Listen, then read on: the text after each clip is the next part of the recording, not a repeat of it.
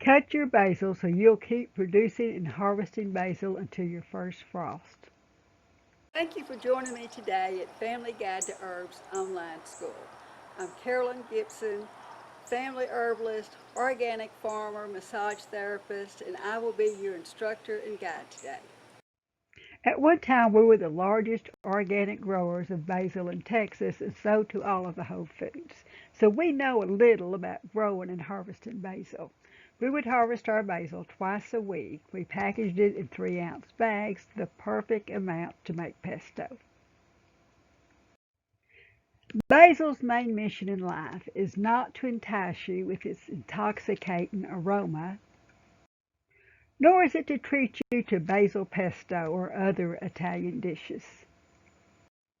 Its mission is not to relieve your headaches, digestive complaints, stress, inflammation, or treat your ulcers. Basil's mission in life is to make babies, reproduce itself, and continue the species. Once it begins to flower and goes to seed, its mission is accomplished. Its leaves will become smaller and smaller. Your mission is to keep the flowers cut off to keep it from going to seed. Now you need to cut it here at this Y.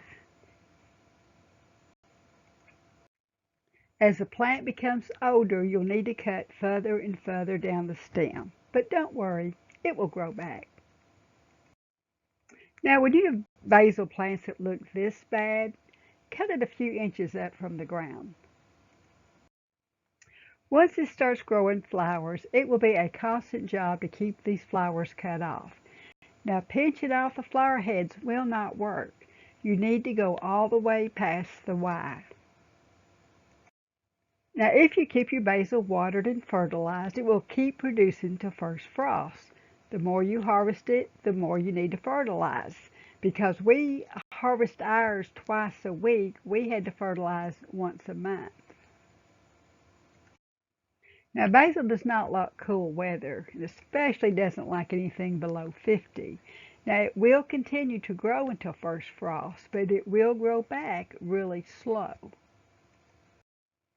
Now we've successfully kept it in a pot, of course a really big pot, and placed it in the greenhouse for the winter.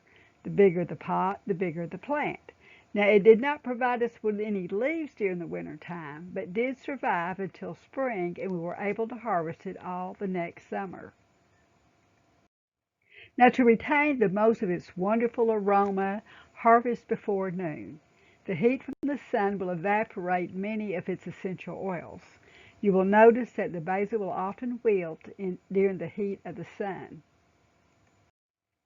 Wash basil by sloshing it in a sink of water. Now handle really gently, but basil bruises quite easily, and then lay it out on a rack to air dry, turning it frequently. Now many books and magazines will often recommend 2 plants per household, but if you really love pesto or plan to make herbal remedies or even herbal vinegars, 2 plants will not be enough. Okay, don't worry about cutting your basil too much. It likes to be cut. As long as it's summertime, it is going to keep growing back. Now leave in the comments section how you enjoy your basil and what you do with it. And subscribe to our channel if you want to see more of these type videos. Now for the last 30 years, all of our income has come off our organic farm here in East Texas. We're 100 miles from Dallas, and our little community of 400 still consider chicken fried steak, mashed potatoes, and gravy a health food. And they just do not understand our lifestyle. And they still laugh at us at what we're doing, especially since we grow wheatgrass. They really don't know what that is. And we need your support by subscribing and liking our channel. And visit me at Family Guide to Herbs, your guide to making natural home remedies. Thank you.